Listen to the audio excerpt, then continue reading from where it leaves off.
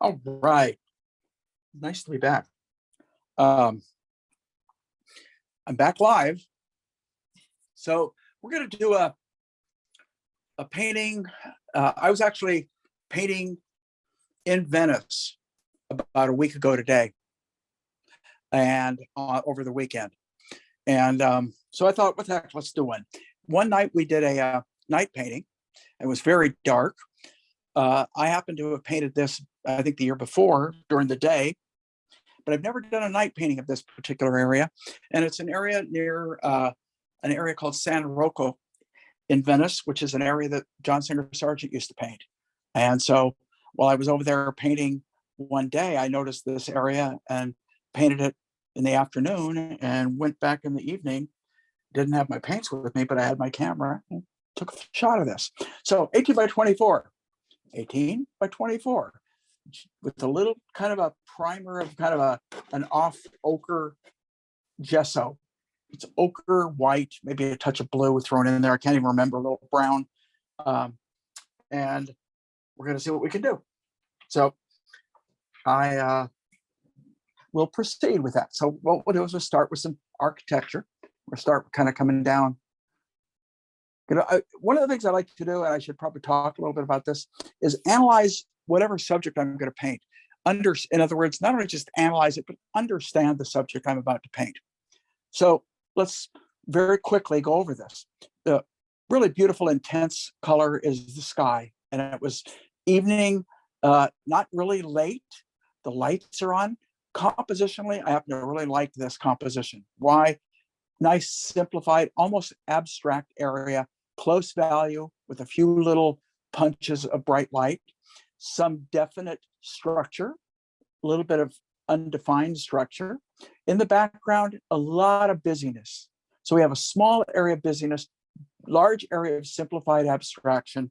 And so compositionally, basically the piece works really well in terms of composition. Now the key is make it work in terms of a painting.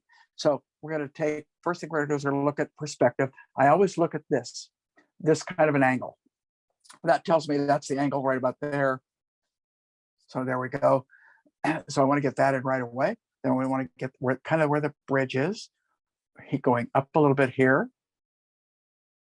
I'm straightening it a little bit because I shot at kind of a severe, weird angle. We have less on this side than we do on this side. So this encompasses probably a little bit more like this kind of an area, where this maybe is going to be over a little bit further. So we're going to do the same thing. We're going to look similar point angle. Let's get that top angle first, which is right here. Okay, so that's going to be that angle. So it's going to come from right there, and that's going to be that. Then there's a ridge which you might or might not be able to see down below, right about there. And then we've got the bridge itself, the arc. I like to do this I try to tell students to do this rather than just go whoop and try and get that nice curve in there. I always kind of define it this way. I go straight, the center of it, straight, back this way again, and work our way right down there. And what we try and do is come in with the accuracy of what that arc might be. Now, back here, almost the center of the page, right about here, go up here, a little bit of a area that comes out a little bit like that. There's going to be a window in here, nice little window. There's a doorway. I like that a lot.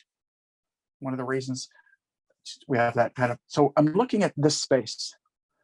And where's the top of the doorway? Slightly below the bridge. Top of the doorway is about here. And it goes down lower on the side. And then we're going to have a couple of windows in here. We're going to have a couple back here. One about here, one about here, down to about, just about that point.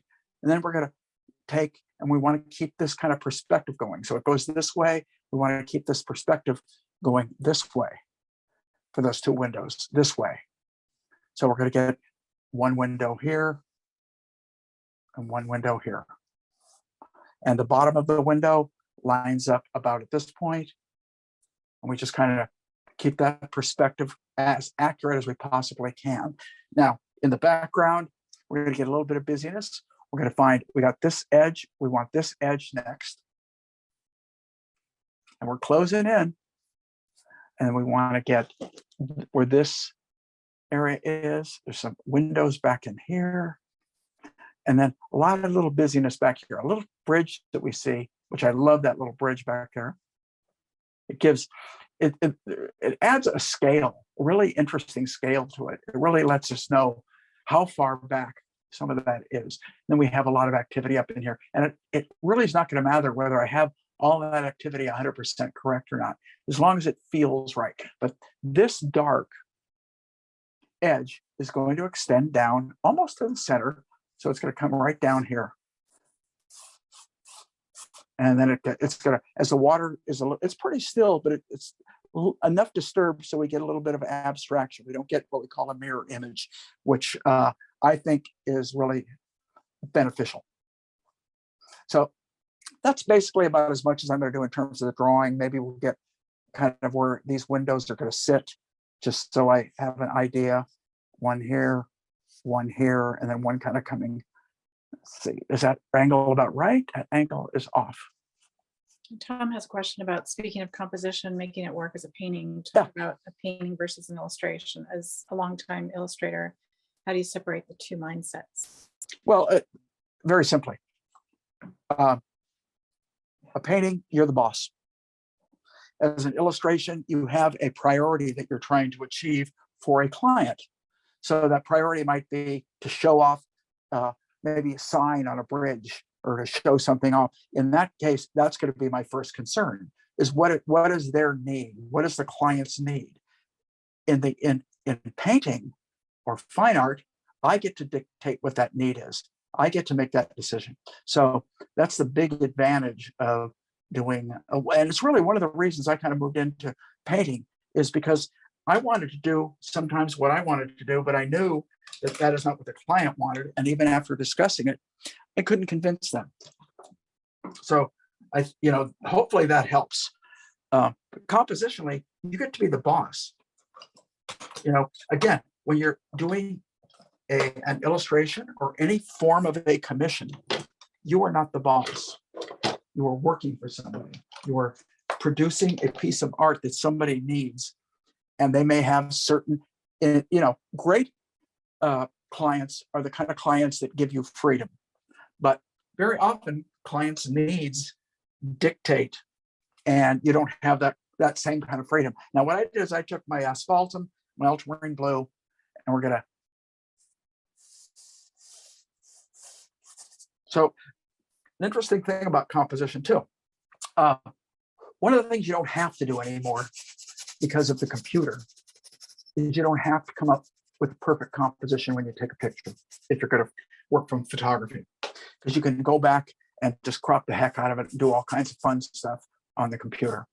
And I'm not a computer expert, but I will recompose things. This one I did not recompose. Because I think this is part of a background. My background, having been, as was stated, illustration, is a lot of times I would try and shoot compositions that I thought worked. And so I still have that inside of me about sometimes just shooting a composition that I think will work, and not always a composition that just to shoot for a subject. Although I have gotten better lately at just taking quick snapshots and then figuring out later whether I can actually use it. So now when you're painting from life, as I did last Friday, or basically I've done painted from life pretty much for the last 7 weeks.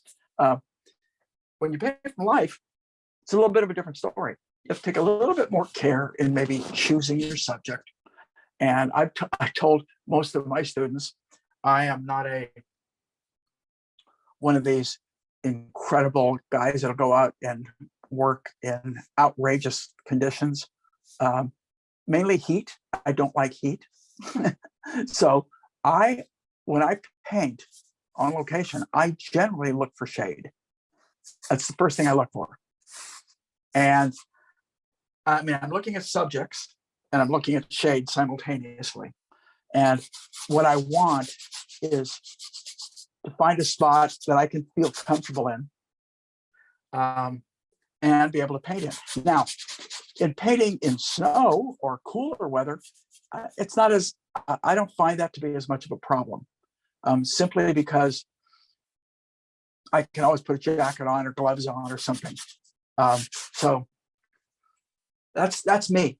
I do know guys that'll go out there. I was painting in Venice several years ago, and one morning I decided I was going to go walk over to the fish market and do some sketching, do some quick photos, whatever. So I'm walking across the Academia Bridge, and lo and behold, there's this gentleman up there, white-haired gentleman, kind of looked like a wild professor, and he's painting, and he's looking right, and it's right in the sun, and he's looking right into that damn sun. And I stopped and talked to him for a little bit, and his little paintings, they were doing some small ones, they were really nice, really, really nice. And I was pretty impressed. We talked a little bit. He was a painter. Found out that he had married a lady from Venice, and he was British, had a home in England outside of London, and then they had another home in Venice. So he spent a lot of time traveling and painting in Venice. And so he was pretty acclimated to this, and his work was quite good. So it was interesting. About a year, not quite a year later, we decided that I wanted to do a show on England. So I went over to England, and we were walking down Bond Street one day. And we went in the winter. I really wanted, I had summer shots of doing England, but I really hadn't really spent any time in the winter. So we're walking down Bond Street and looking, and there were some galleries, and most of the galleries didn't interest me, but this one gallery caught my eye. So you may figure where I'm heading with all this, but so we went to the gallery, and it caught my eye because from across the street, I saw an image in the window. I said, gee, that's pretty nice. Let's go there. And we're walking, and it's crowded. It was very, very crowded. And I look on the wall, and I'll be damned if they weren't those same little paintings that I saw this guy doing, say, 6 months, or 8 months, or a year before in Venice. And so I looked around. Sure enough, I saw him. Went over, kind of struck up a conversation. He remembered her, and guy's name is Ken Howard. If any of you want to look up Ken Howard, please feel free. He's quite well known. His prices were quite a bit higher than mine, and people were buying his art like crazy. I was really impressed. Very nice, a looser painter, looser than I paint, but quite nice.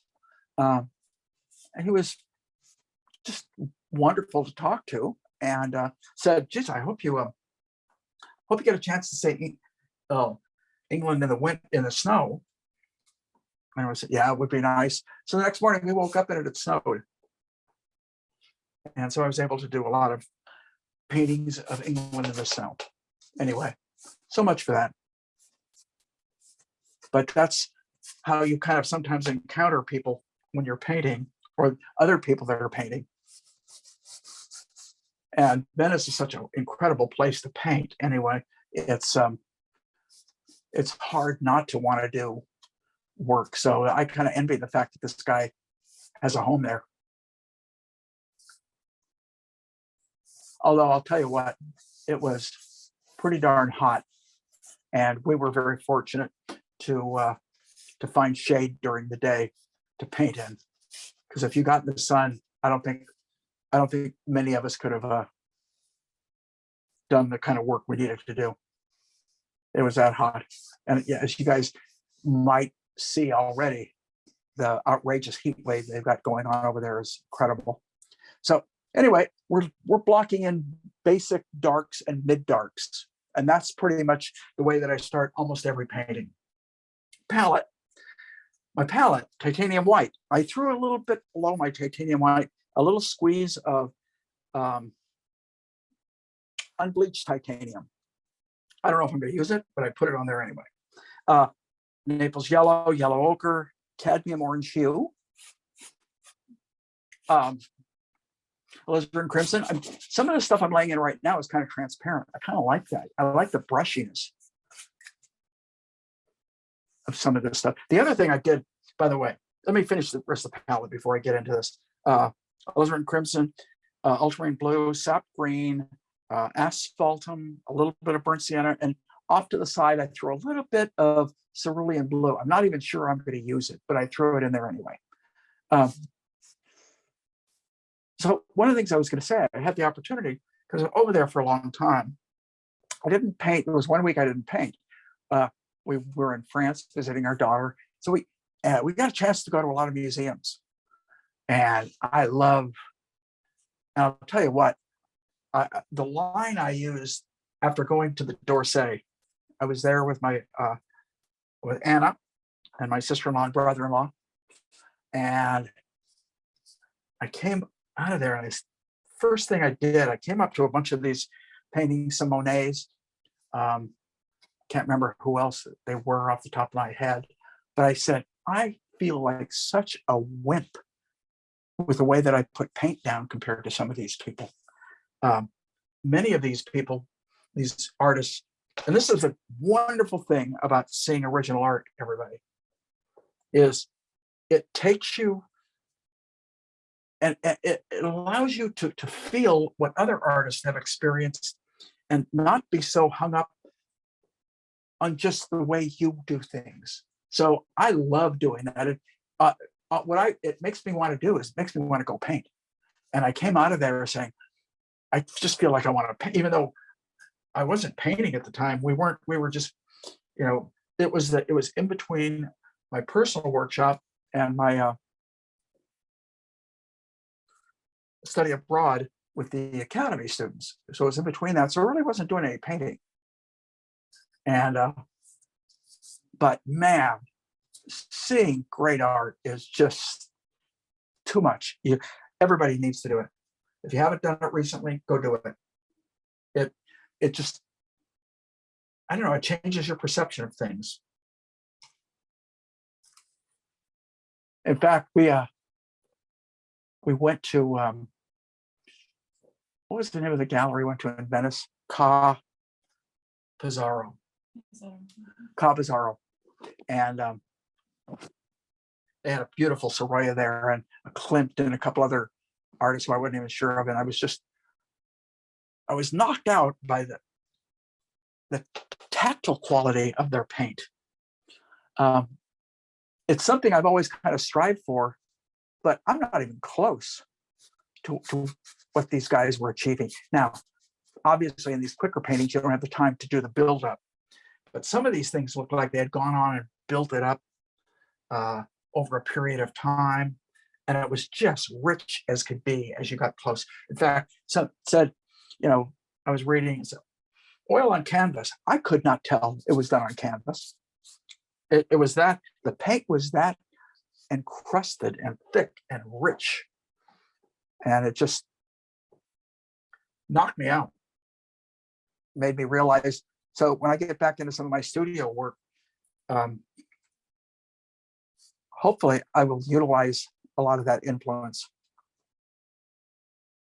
For these are plein air demos, pretty much. These are pretty much the same approach, and I've mentioned this many times, that I use when I paint plein air. Big, simple areas.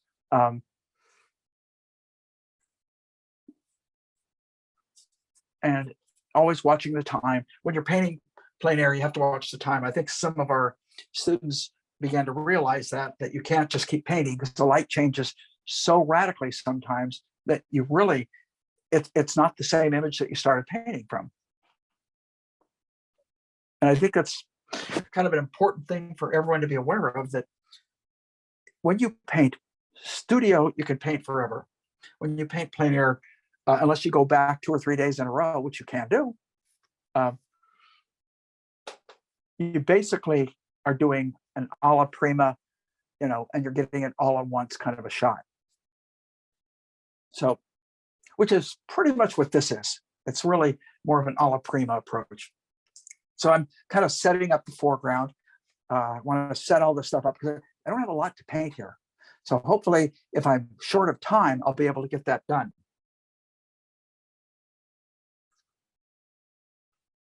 Anyway, it was a exhausting but really good experience.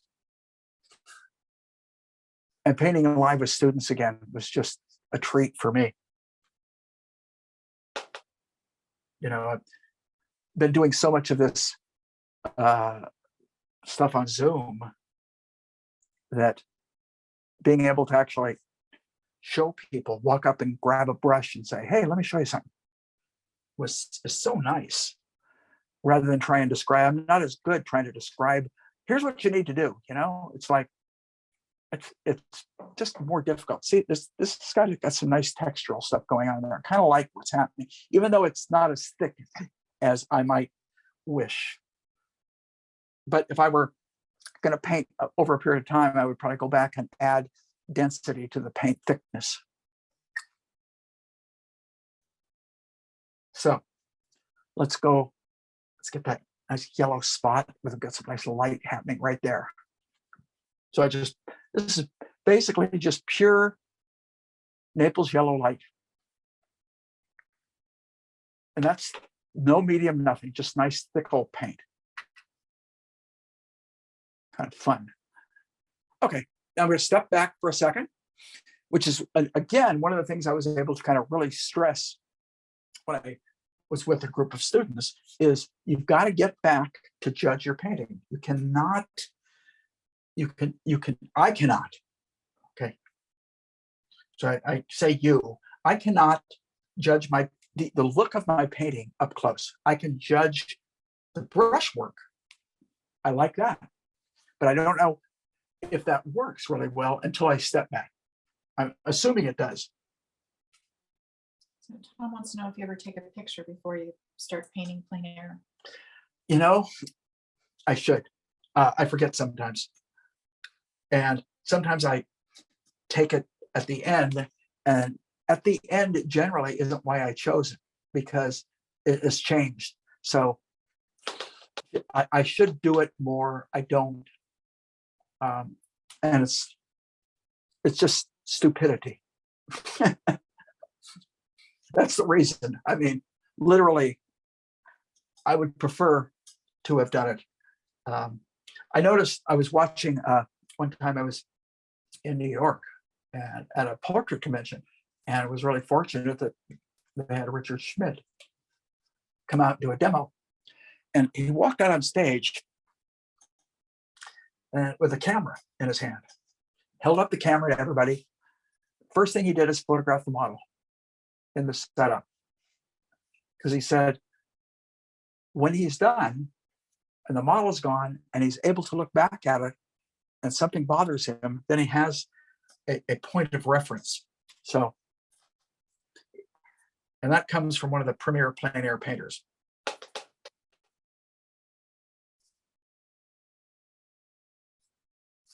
When I get some dirt, a lot of times I just load my brush with a couple of colors and not try and mix them too well on the palette, and let them kind of just do their thing as it goes down on the canvas.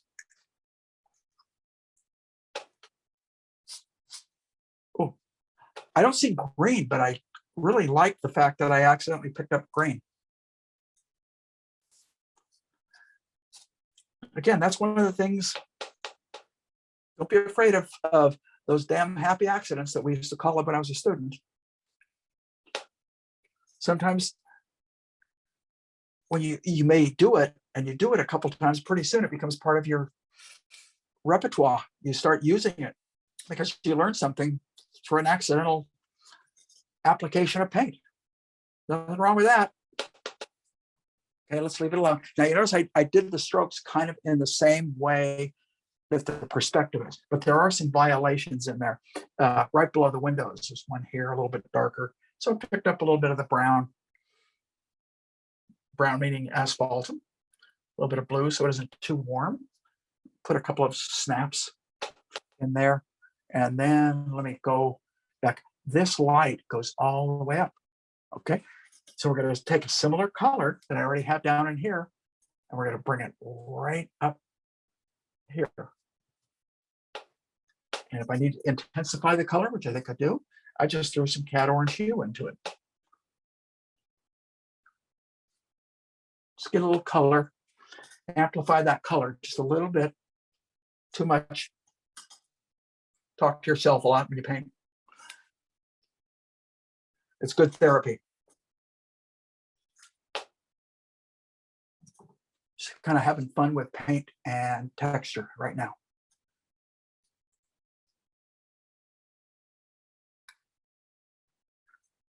Pile paint on paint. That's another line I would use. Don't be afraid to. Don't be afraid to put paint on top of paint.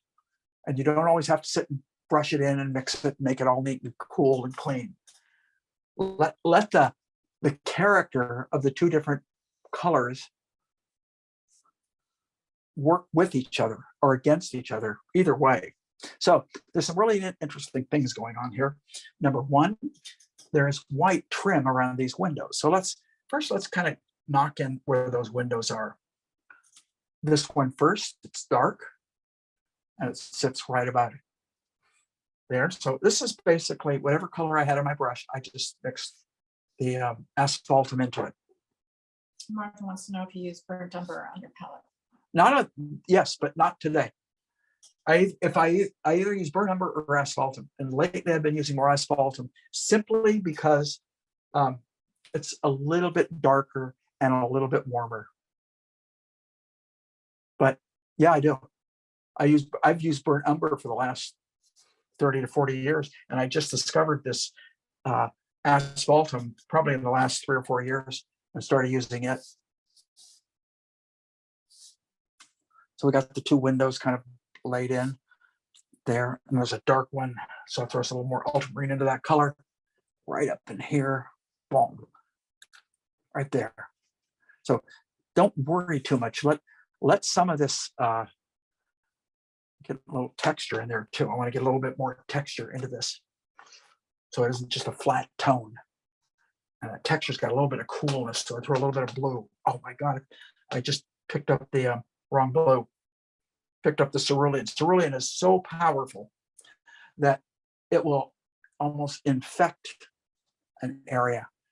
So I just countered it with some, and that added texture to the shadow. And I just stepped back for one moment to see if it was working, and it is. Okay, so I will continue. So I'm going to take that kind of blue color and I'm going to add white to it. Kind of, it can be ultramarine and white almost, for lack of a better. A little bit of medium. And what we're going to do is we're painting shadow white. That's a little too pretty of a blue. Don't want it quite that pretty. I'm going to throw a little bit of cat orange into it to dull it down a little bit. We'll do it again. That's pretty good. That's a little lighter than I want it, but I think I'm close.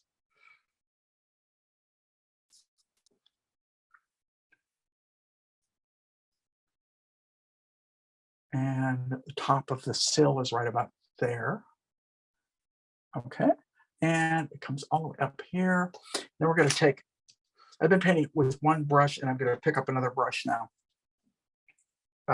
Just because I have to clean up a couple things, like right in here, that area right there. I need to clean it up a little bit, have it come down and create the shape of that window. There we go. It allowed me to be a little bit, these are one of these short handle brushes that I picked up. It's from Rosemary at one of the conventions, and I kind of like it. Don't use it all the time, but try new things. It may change. It may change it for the better. Hopefully it will. So what we did is we did this in shadow. And if you notice, we brought it all the way up here. And we want to bring it right here, because that's thicker at the top. There we go. And then it goes into light. So what I do is take the take the Naples yellow light and the white and some medium or turp, either one. And we'll put the light part of that in right there. Okay. And then it comes down on this side.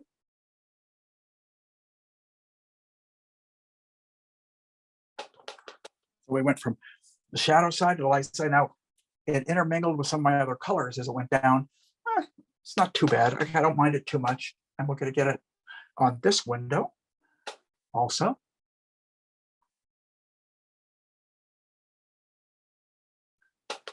And the top part of it is quite light. This time I picked up a little bit of the unbleached titanium. And you might ask why, and I would answer, I don't know. Just because I felt like I wanted to. And it works. The unbleached titanium is very similar in value to the Naples yellow. I got it too thick, but what the heck. Let's do the front of that. And the front of that. And then we got to get the inside of it. There we go. That's working okay, except for one thing. Except this needs to come down here. Okay, so now we have it in shadow and in light. And I'm not crazy about that window. I want to bring it a little bit more color into it, and I'm going to make it a little bit bigger. Ooh. That feels a little bit better to me. I'm looking at the angle. Perspective is okay. Perspective's a little off, but it's not off enough where I'm going to spend a lot of time on it right now. I'll tell you why. Perspective is one of the things you can correct without having the subject there. All right. I mean, perspective is logic, I think. I've always considered perspective a form of logic. So you can usually see if I can look at someone's, I can look at my own, I can look at someone's and know whether their perspective is on or off, simply because it's the way that perspective is a form of geometry, and there is a right and wrong. It's one of the few things in painting that is either right or wrong, unless you are doing a kind of a stylized thing and you are purposely distorting perspective. I don't, but there are many artists that do. And if it looks like it's intentional, it can work. The problem is, a lot of times people don't make it look like it's intentional. It looks like a mistake. In many cases, it is. So there's all kinds of little tidbits of things going on in here, which I could play with forever. Now, the step is almost really white and Naples, but really white. And I'm going to add a little bit of the solvent-free gel to it so I get a snap.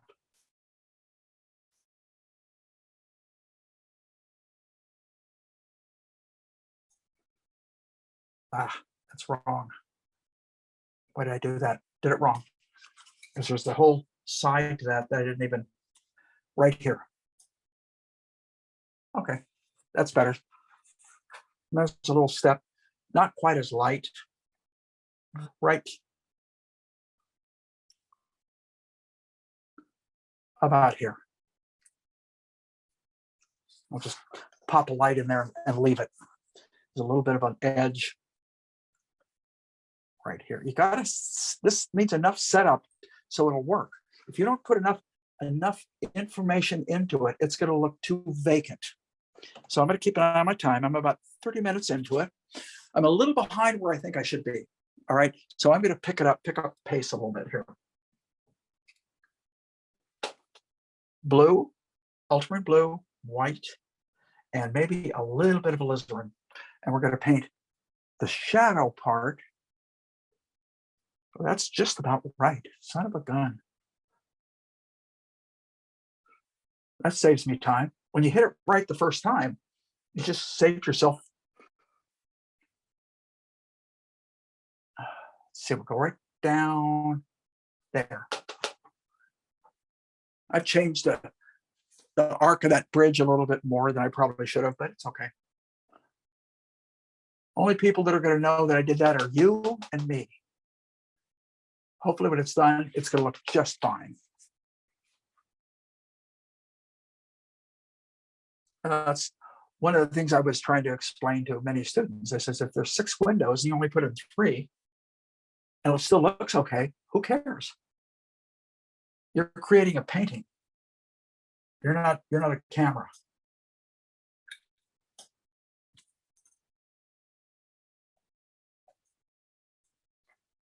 Unless you're doing, and that's, I want to go back to a wonderful question that was asked about composition and illustration. If it's an illustration and you're depicting a specific building, chances are you better have, if there's 7 windows, you better have all 7 of them in there.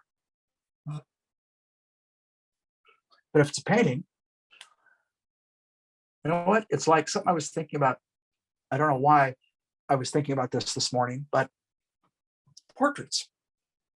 The difference between portraits that are done as paintings and portraits that are done as commissions. If someone is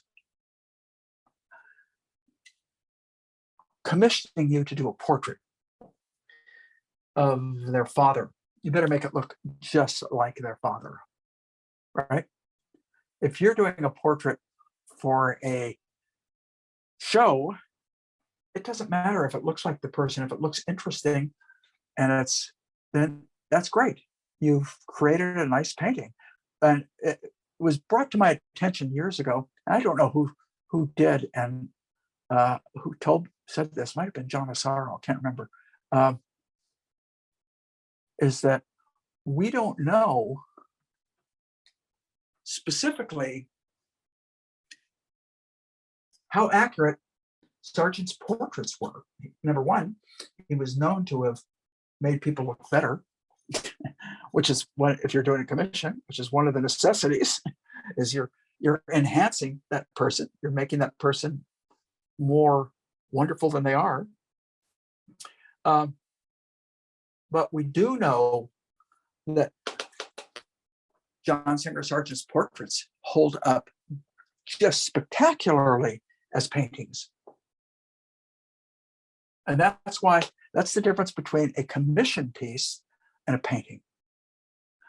And the guys that do commission pieces, you've got to be accurate. You got to really, and you've got to understand a little bit of psychology. You've got it because you're flattering someone. You know, if all of a sudden you take somebody that's got an extremely large nose and you make that nose real small, then you've probably lost the likeness. So, but what you do is you soften the values. By softening the values, you don't call as much of an attention to that nose. And that could, you know, we could talk about a lot of different parts of painting that can apply to.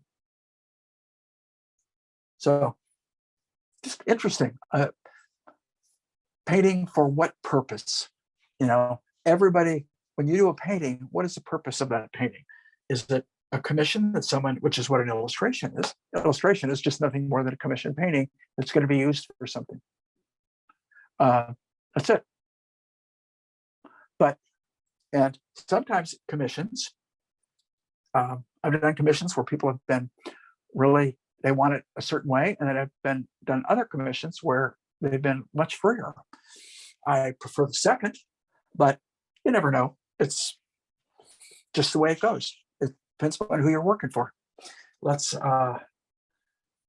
jabbering away, and I should be painting away.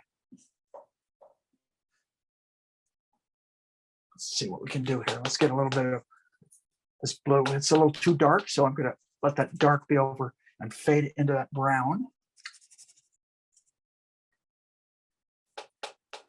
I'm going to add a little bit more brown to that. Just kind of bring it down in here. It's a little bit of a rosy color, so I brought a little bit of an orange back into it. That's when I hit white by accident. What happens? You paint real fast.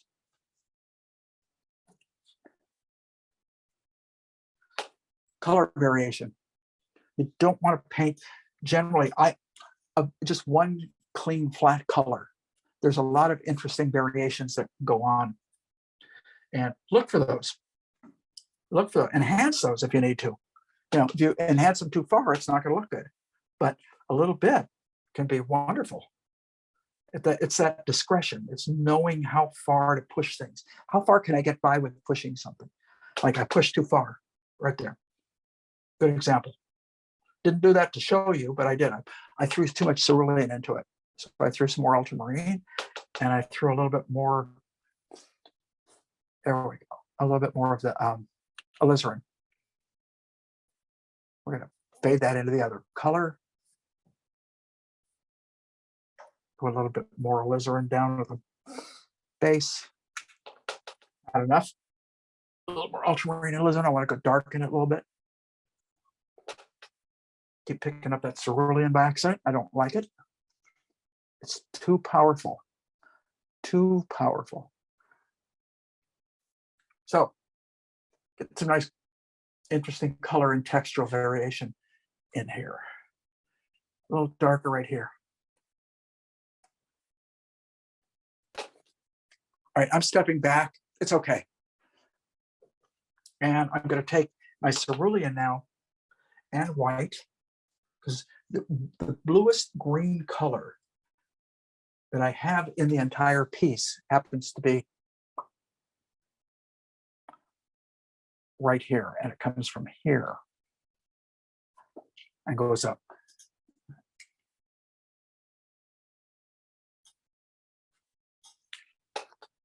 Pretty good. And I can take that color that we had up here with a little bit of red in it, bring it down, smear it right into that brown.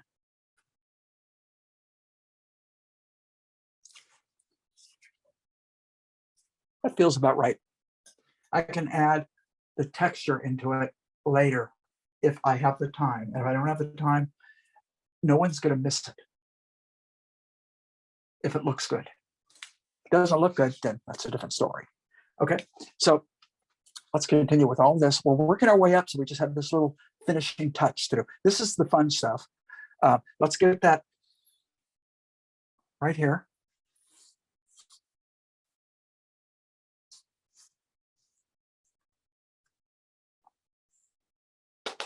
And a little dark above it.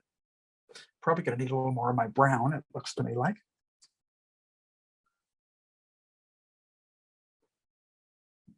Up here, get a little texture.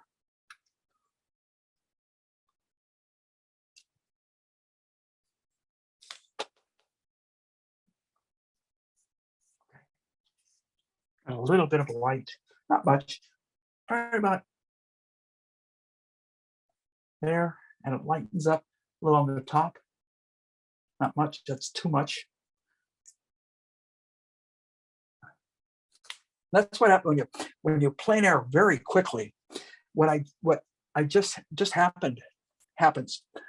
You push something and you push it too much or not enough, and you aren't going to have a lot of time to go back and make it perfect.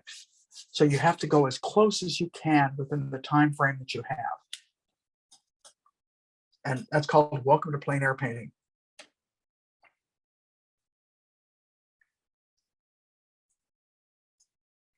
Wonderful textures in there, just great.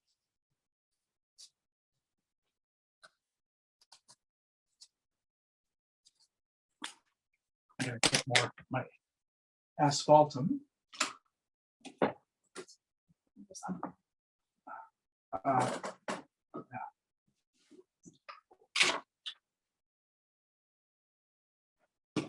I don't see it. Well, I'm trying to grab some of my asphalt.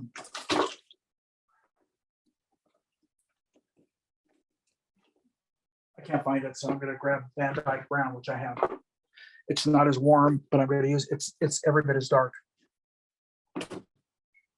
And we're going to continue. Okay, let's go back to my big brush that I was using in the beginning, so we start to solve some of these problems. These I can throw in right at the end if I need to. I'm not going to worry about those. I know they're going to be fine. This I need to get in right now. So first thing we're going to do is we're going to take the reflection of this bridge, which is right here, and it's slightly warmer. So this time I've got Van Dyke Brown, which is kind of a cold version. It's almost a dark, what would I call it? Raw umber. Kind of a dark raw umber would be a good way of putting it. There's a little bit of green in this too that I can see, just weird. Right down in here. And I want to go here. There we go, about there. And we're going to go a little darker with it. And a little bit of red and dark as it comes down, bam, right down here.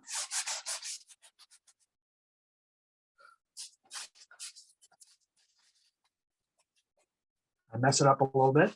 Don't want it to be too neat. I already got it on the other side. Pretty good. Right in here. Gets a little bit of redness too. It's really kind of interesting. Right in there. And same, I'm going to add a little bit of the cad orange hue and alizarin into that. Right up in here. Even down in here. I see it. See some of the reflection of that warm building kind of right down in more. Right down here. Okay, so we got a little bit of that variation going on, which is really necessary.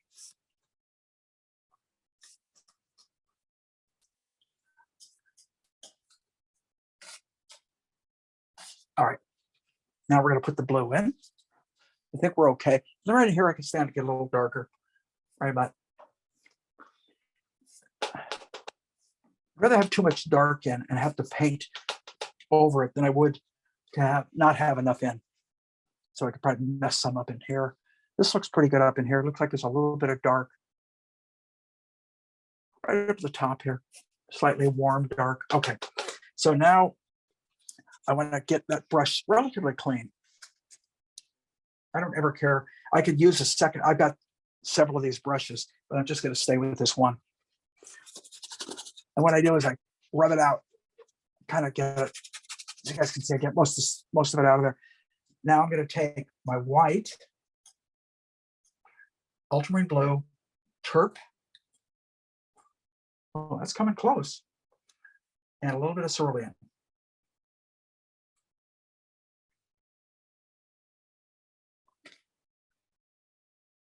Almost nailed it. Almost nailed it. A little more ultramarine in there.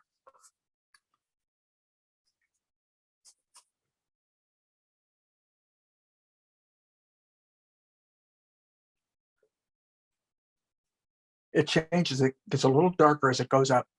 We don't want to. We want to kind of mess up that edge a little bit too. There, bring it overlap, and then, oops, I think I'm bumping the camera. Sorry. That's what happens. I get excited.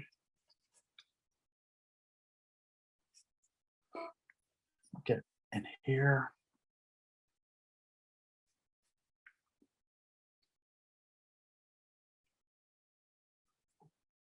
And as it goes down, we're going to come down in here. We're going to go right there. It's a little darker. So I'm grabbing more ultramarine, a little bit more medium, more ultramarine. And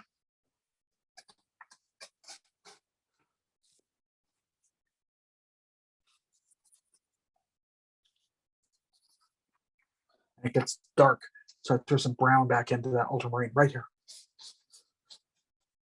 We almost don't see a difference as it comes down. Okay, so that's pretty good. We want to get more of the pure ultramarine over into this area. Gotta take a look at my time because I'm probably okay. Falling a little more behind than I wish. So I'm gonna pick it up a little bit here, which means I can't be as particular. I can't be as, in other words, if I see things that I think aren't as great as I would like them to be, I have to leave it. And that is part of plein air painting. You come as close as you can within your time frame, but you also know that you can't get everything exact. So you go as close to the way you want it as you possibly can.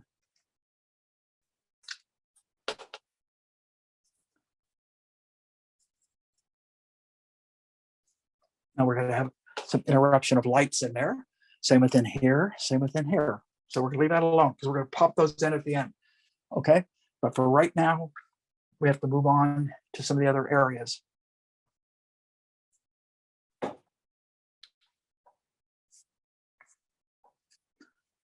And up in here. So I'm going to set that brush down for a second. I'm going to go back to my little, really only use these two brushes. We're going to go back with this brush. We got this area in. We need to get that window in. There's a yellow kind of a window right here. Naples yellow light. Boom. There's your window. A little bit darker window to the right of it. Mix a little bit of the brown back into it. There's your darker window. Okay, because we don't have time. We have some blue, kind of blue-brown kind of gobbledygook back in there. Technical term.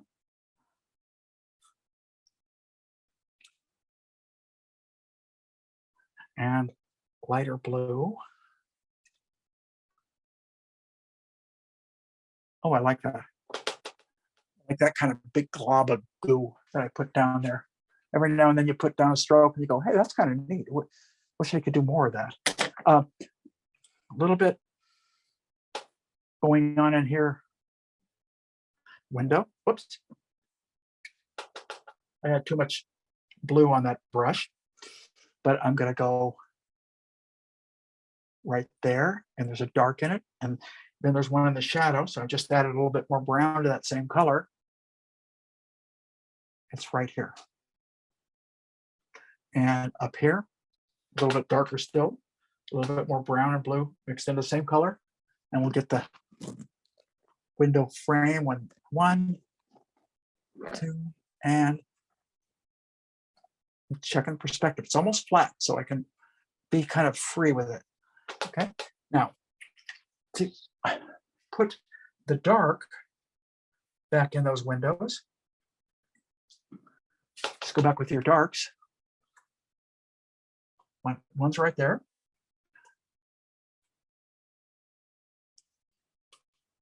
There we go. So we have the feeling of those darks back there. So just indicate it, just indicate it. So we're going to go right in here with kind of the nice reddish. So I'm going to take orange, cad orange hue, and ochre, and maybe some alizarin now that I look at it too. Right here.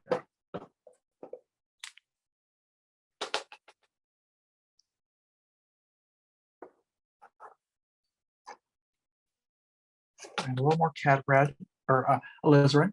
Let's get a little flare of light. So we get a nice color bouncing over in there.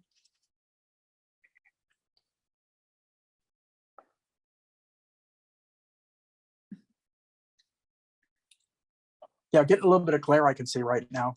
If I pull this back, probably can see a little bit more. I don't know. Let me keep moving. Also, if I hold something up later, if I hold another canvas up, sometimes that will help. And allows it to be a little bit more accurate. So let's move that. Okay, I'm going to keep moving along.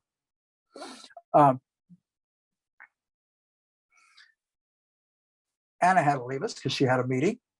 So she's attending to her meetings.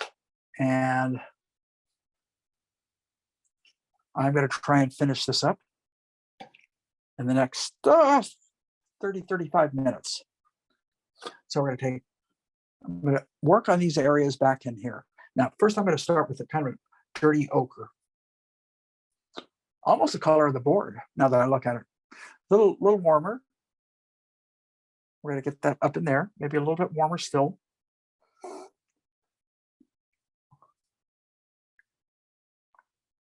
Let me see. And we've got a building that is coming out right, a little bit more red in it, a little darker, and a roof line. We just I'm painting for kind of the look of it and not the accuracy. But if there is perspective in it, I do want to show that as accurately as I possibly can. Because even though they're shapes that I'm just painting, these little shapes back here, there is a degree of perspective involved. They're kind of flat. Now I want to get this darker mass in right there. And then there's foliage sticking out, but I see all kinds of fun little stuff. But I want to get, before I put all little dark windows in, I want to get the color variation. So what I'm going to do is lighten that up as it goes down. So it's, as it comes down towards the bridge, well, gets a little lighter. And here, it's a little lighter.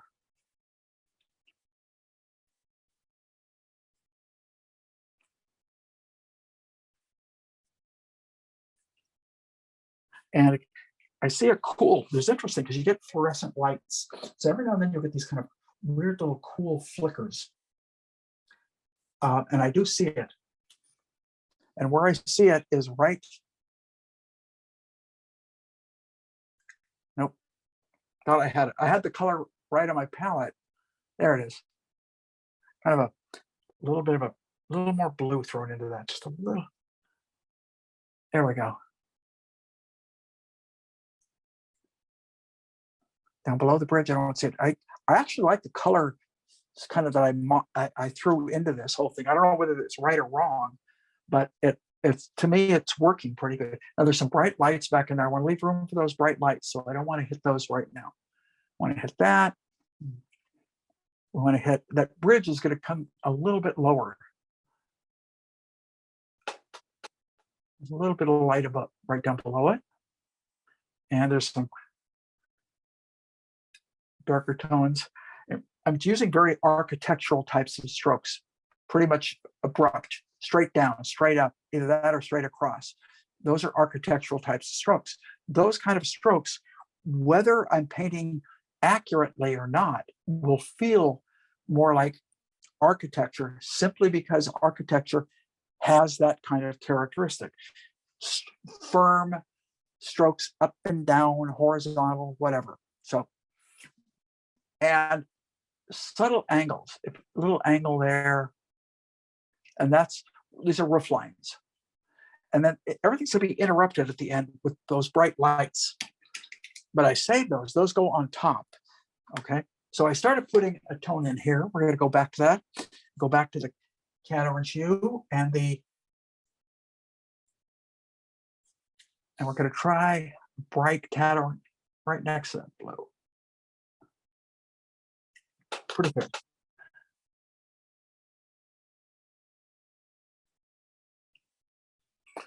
And a little bit of light from that is hitting on this edge, and then that edge fades into shadow. I want to see the under. There we go. So we have the light affecting that. Now, the more time I have, the more I could actually go back and enhance this area and get a brighter light, right? I'm just gonna take Naples yellow directly and just put it right there. And all of a sudden now it feels like there's a little bit of a light in there. So trying to move throughout and not get hung up in any one area for too long. Again, that is plein air painting. You cannot, if you get hung up in any one area, the light, unless you're painting, even at night, because when we painted at night, I think one of the things the students found out is unless you start when it's pitch black, it's just going to get darker and darker and darker. And eventually, it's not going to be anywhere near the way you started. And you're going to be chasing that light. Okay, let's keep moving. It's more in that background. So what I'm going to do, I'm going to take my little number 2 flat, and I'm going to start adding in the feeling of windows. And I'm going to use kind of the Van Dyke brown, but not, and a little bit of unbleached titanium, because I don't want it to be really black. And we're going to put little windows up here, 3 of them. I've got, hang on, I got paint on the handle of the brush, so I'm getting it all over my hand. Okay. Now we're going to pop. I put them in the wrong spot, which is okay. There. And we're going to move them, we're going to get them down, and they're going to right about in 1.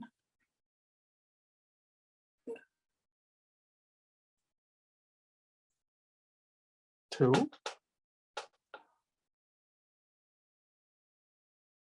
3. And a little bit of a blur right down below it. And then we're going to get it. I think there's a doorway right about there. And another little window here. And a long window right about, I don't even know if it's, yeah, it's a long.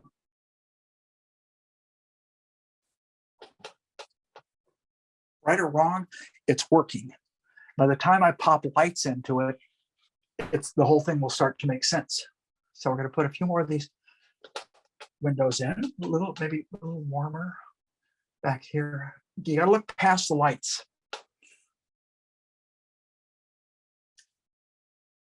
Most people have a tendency to want to get those lights in right away. Everything, the lights sit on top. So very important.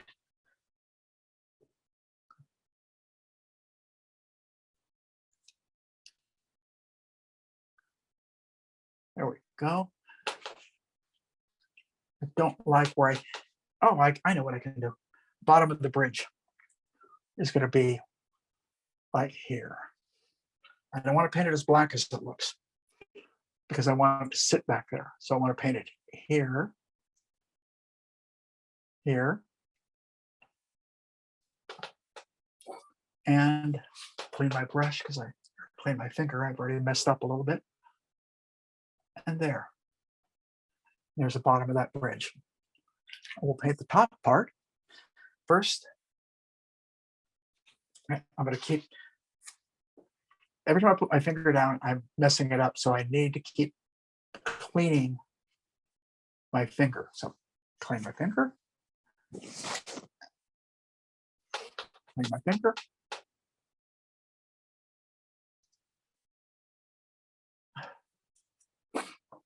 And get a nice narrow tip on the brush. The reason being, almost a line.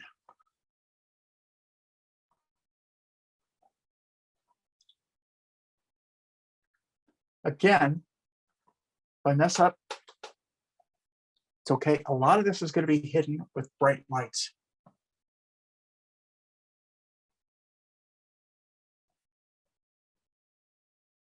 Don't always like doing this. It feels like drawing, and it just drives me crazy, but a little bit of it goes a long way. So I may want to destroy a little bit of that. Now, one thing I haven't done is hit the top line of that bridge. I held back on that on purpose because it sits in front of the bridge that's behind. So on the left-hand side of it, cleaning my finger from right about here, it's a little bit blue. All right. And then the top has a lot of white and yellow. So we took the white, the Naples, and a little medium. And I'm going to use a tool here that I picked up at the hardware store. And I don't know if it's going to work. but I'm going to try it.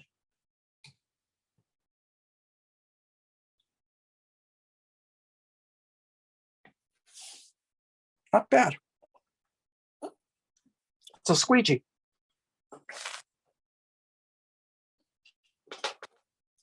It's not as bright as I want it, so I would probably come over it one more time, a little more medium. And I can use the squeegee again if I want. Just clean it so I don't redeposit paint. Lay it out there really carefully.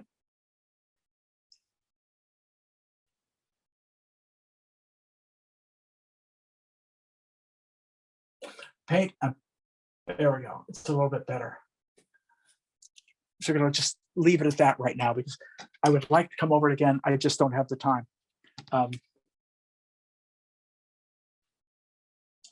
We've got about 25 minutes.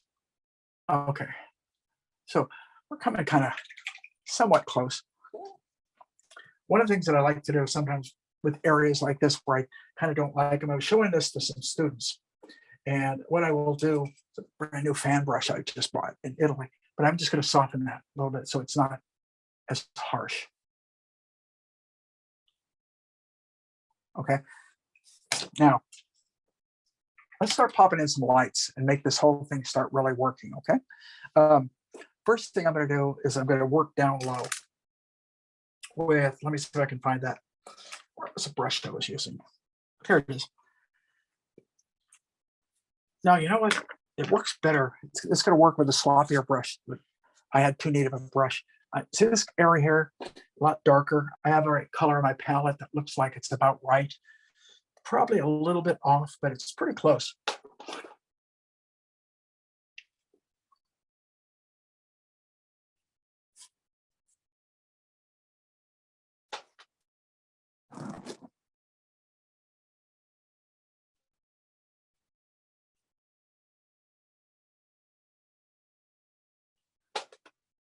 Okay, and what's that coming from? It's coming from this light right here. And that light is a smaller, almost pure Naples in white. Pretty light. Just got to go back to the Naples. Use more Naples in white. And we're going to pop that right there. Okay, got this here. Go back over it one time. Now, let me show you some areas I messed up on because we're going to fix them. This area right here, dark, back to my deep brown.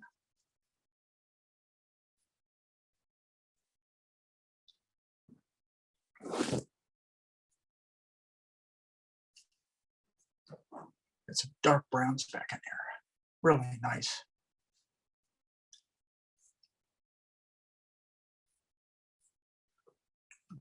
Okay, that's starting to work.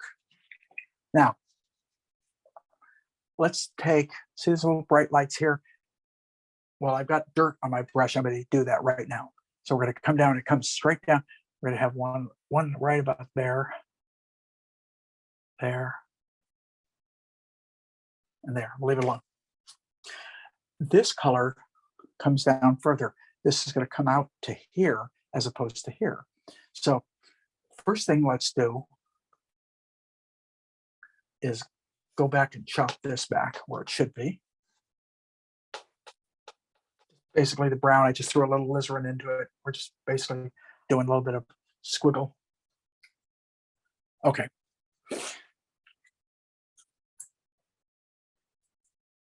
Kind of taking this kind of a dirty color here, kind of an off brown. Oh, went too dark with it. Brown, a little bit of ochre, maybe a little bit of blue or green into it. This looks pretty good right about here. Ooh, I think I am pretty good. I think that's it. Let's try it. We're gonna come straight from here. And it's a little more warm now that I see it. I'm gonna bring a little bit more orange back into that. I'm gonna come straight down. We're gonna start right here. And where else do I see it? Comes right down from, it's this reflection right here. Right? So right about here.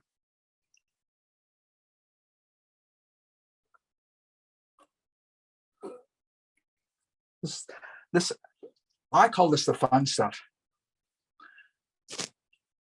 Some people get scared and it isn't fun. But for me, it's like if I mess up, I just go back and do something else. You just basically work it until it works. But I'm pretty good at color. Now, if it gets dirtier and darker here, it's okay because that's how I see it here.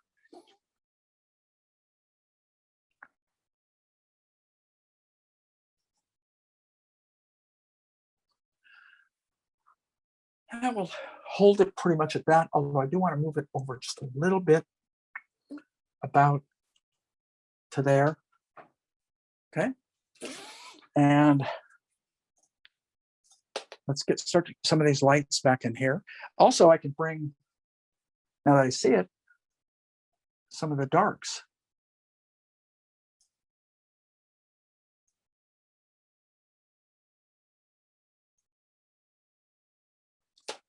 Which adds movement to the water. Okay, so I will clean that brush pretty good because I'm going to clear an area on my palette. I'm going to take white, I'm going to take Naples, and I'm going to take a lot of medium. And I think I'm going to use a knife, not to paint with, but to mix with, because I do want to get those, a nice mixture. And because I've added a lot of medium, I'm going to add some additional medium. And maybe even some more additional medium. Just actually squeeze a little medium out on top of it. I'm going to lay a little bit of extra white on it.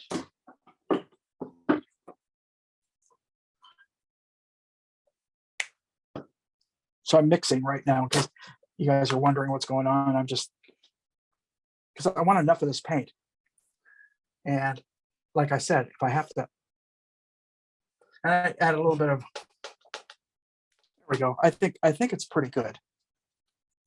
I'm gonna pick some up with my brush. Now, that's the kind of paint I've got on my brush, see. So I'm gonna start at the top, right below that bridge, right there. And we're gonna come pretty straight. It's straight on the left side and not on the right side, but it's not perfectly straight.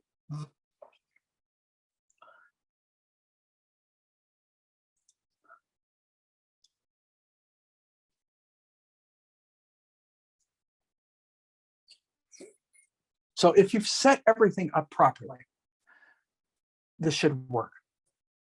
And things are kind of, they're set up pretty well. Not great, but they're set up pretty well.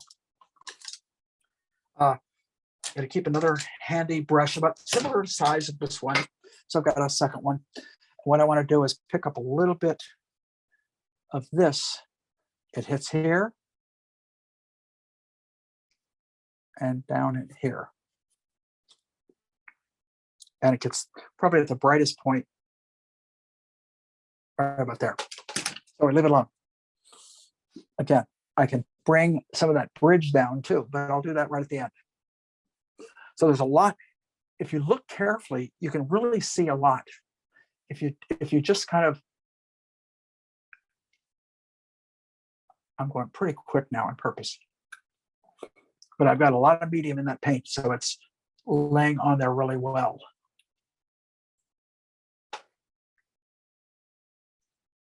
I'm going to leave that alone.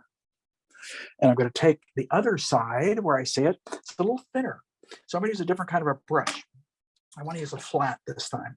If I can find a nice flat that's got a good edge on it. Let's see here. Yeah, I think I'm going to. Okay. I'm going to pick up. It's not a flat. It's a filbert, but it's got a nice thin edge. So I'm going to start up here.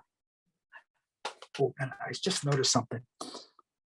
A little more blue into the color. I was just starting with right about here.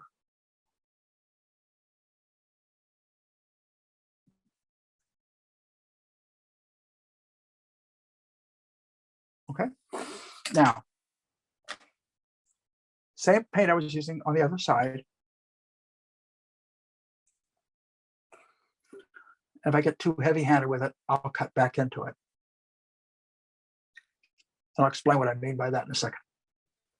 I am getting a little heavy-handed. This is where I wish I had a smaller. Let's try this brush. I don't like to use small brushes for this, but I'm not having any luck with that. So we're gonna.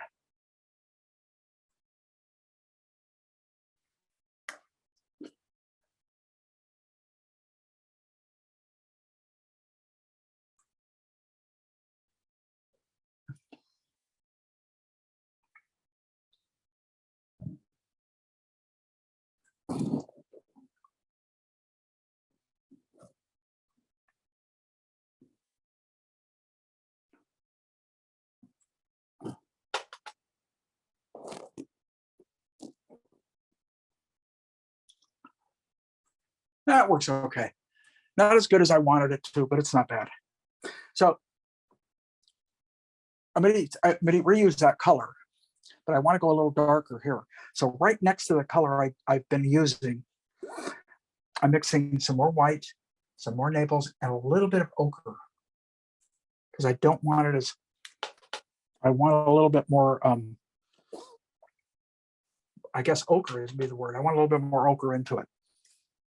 Still, I'm going to take a little bit of this solvent-free gel, and I just squeeze it out a little bit like that and put it right on top of the color I just mixed, and then just work that back into the paint.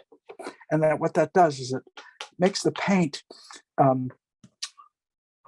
loose enough, for lack of a better word, where I can actually paint back on top of outrageously wet areas. So this is a little bit more ochre, not enough, more ochre. Gotta throw more ochre into it still. Okay, let's try this. And I'm going to bring a little touch of blue into that ochre.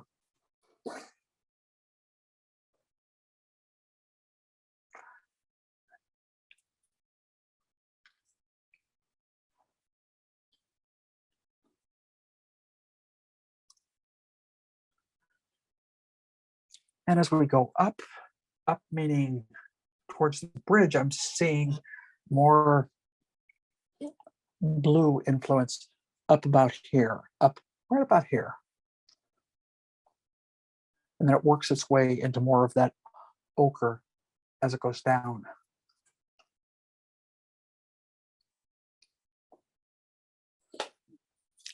And then it's interrupted again by a lot of those darks.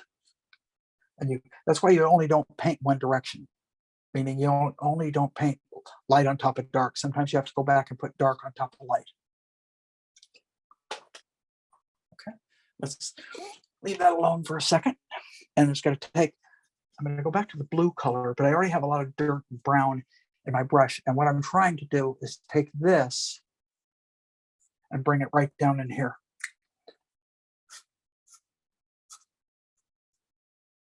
So you're interrupting that base color that you put down.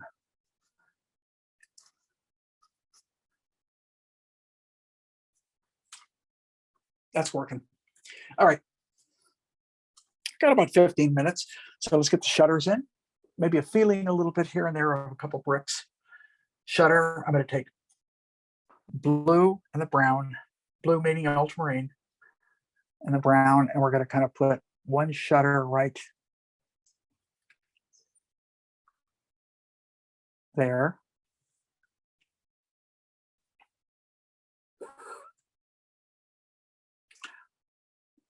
Perspective, the other shutter a little bit below it.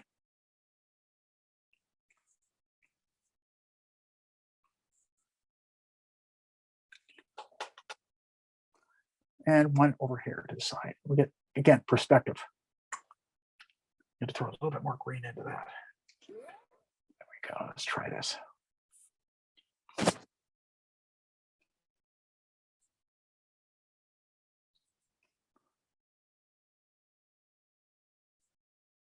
And anything else I need to do if I need to soften or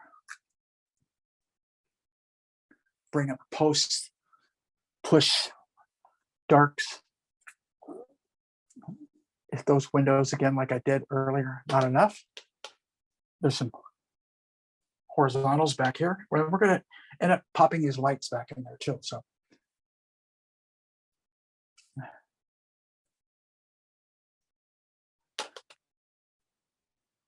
okay. Parts of it I like, parts of it I think need work. But when you're painting on location, you don't always have the opportunity to say, geez, I want to go back and change that, fix that, because you just, the time isn't there. So if I want to put a little bit of detail in those buildings back there. All right. Let's pop those lights in. See what we can do. So I'm going back to that real bright color that I was using, this color. And we're going to start right about here. Put a light in. Every time I put my brush down, I'm picking up paint that's down there. So I clean my brush again. We're going to put another light right there. Standing back. The effect is pretty good. Paint strokes are okay. A little bit of a light shimmer right below the bridge. Again, more lights. Another light right here.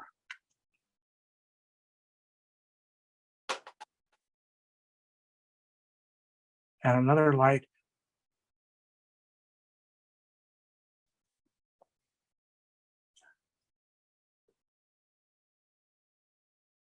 here. One back here. A little light up here, a little back here. Get a little light affecting areas.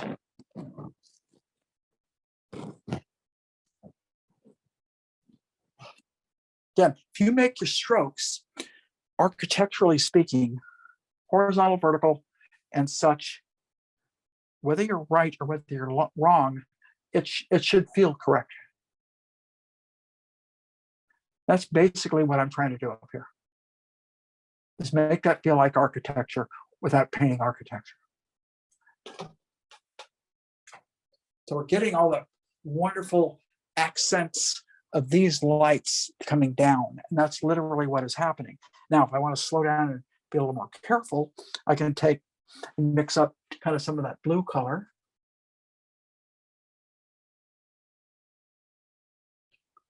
That I see happening right there.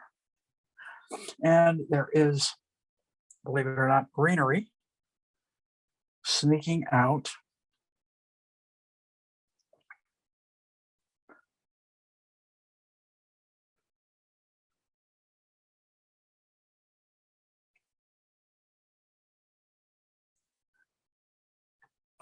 Stepping back, seeing this now, what I'm looking for are problems right now. I don't like this relationship of this to this wall. I want to lighten that wall a little bit. So what I have now, basically I have everything laid in. And it gives me the opportunity in the last, what do I have? Almost 10 minutes to kind of go back and fix things that I don't like.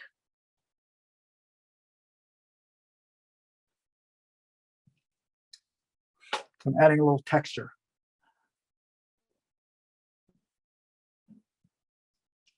We got that there.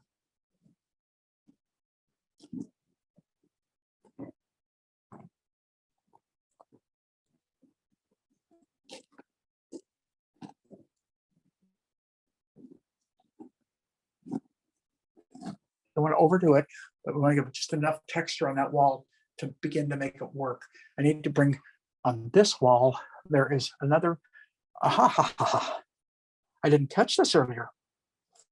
That's why I need you guys around to tell me this stuff. There's a little bit of a shadow there. And there. And then there's another wonderful.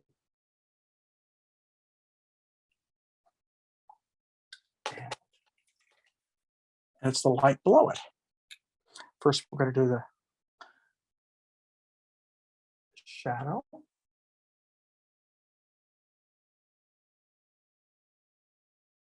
And then we will do the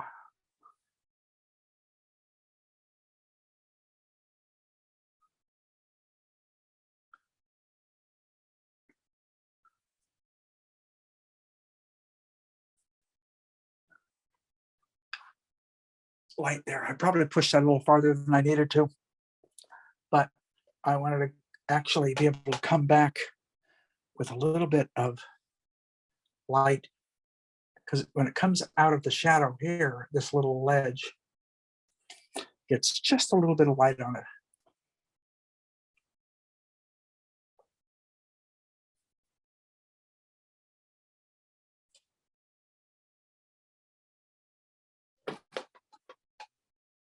That helped. I like it when it helps. Now, if I could play up in here and begin to define a little bit more in that doorway, because there's a couple of little dark snaps that occur. Again, if you don't have time, you don't get them in, no big deal. No one's going to miss it. If you have the time, it just gives you a little bit more chance to authenticate. That's it in a nutshell. That's all we're doing. We're just authenticating a little bit more, being a little bit more accurate, a little bit more authentic due to time.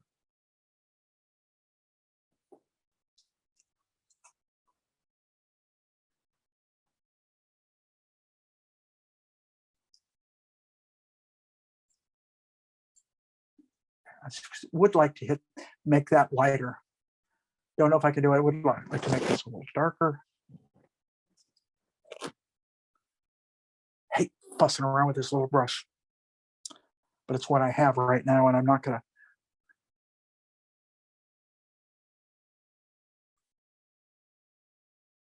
Few with the little bricks, but not. You paint them all, and it's really anal. It just starts looking like you've done. You've overpicked it. So you want to give a feeling of it without all that heavy duty accuracy. So I'm standing back. That feels a little too dark up in there. Until I stood back, I couldn't tell. So all I'm doing is I'm adding a little bit more light.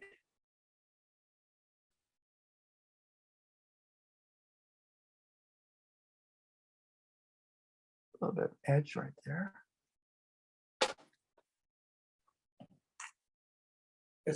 The whole thing's starting to come together. It's starting to feel okay. I got a little bit concerned because I didn't know how it was going to start, whether it was going to come together or not. And that's always a concern. It's like I always try and pull it off at the end. And whatever the problems are, fix the major ones, leave the minor ones. It's exactly what I've done. Left the minor ones because there's a lot of them that I can see that I could go back and fuss on forever.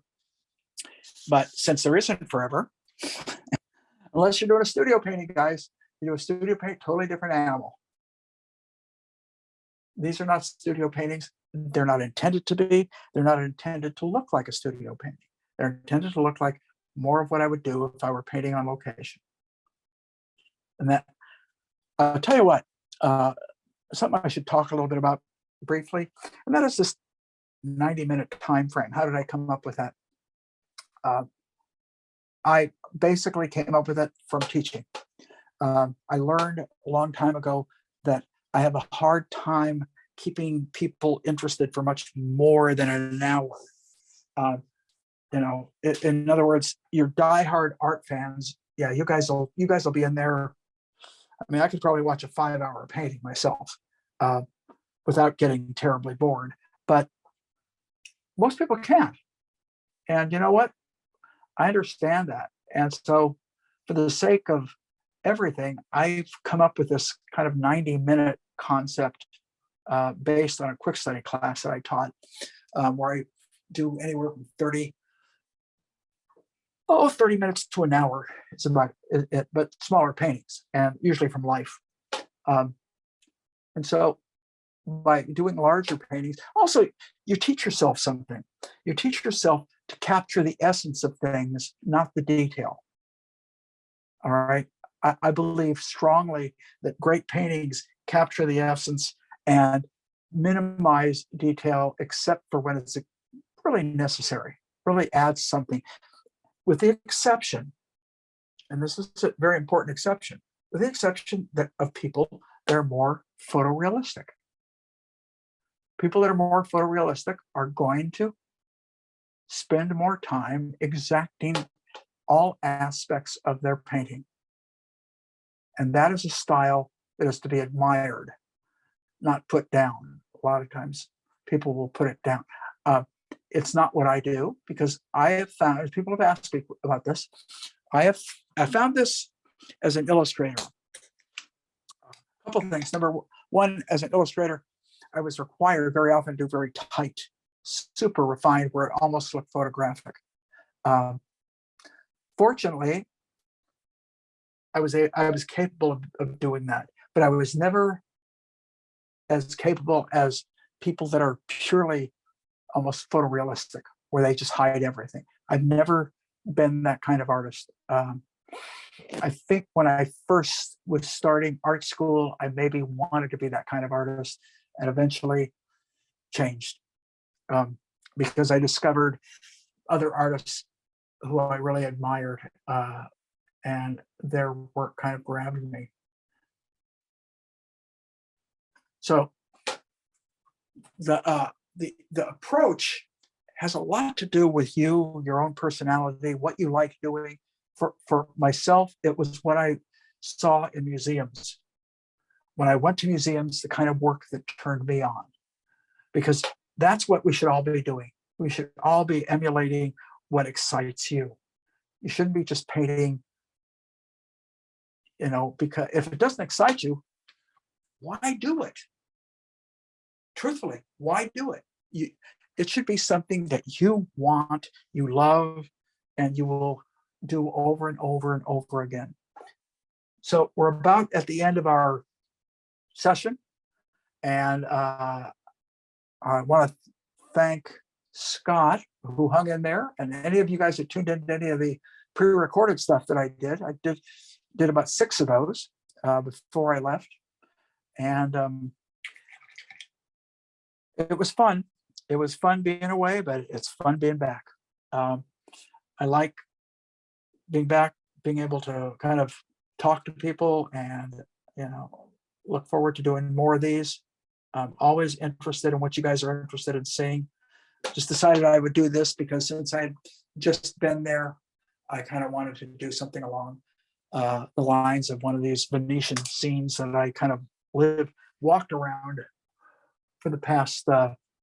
I only was in Venice for 4 days, 3 nights, and so, but it's such a magical place. Anyway, you guys, there you have it. I want to thank Scott, Anna, who is hopefully on her meeting, and we didn't mess her up too much. And last of all, you guys for tuning in and keeping me going doing this stuff. So see you next week. Thank you all.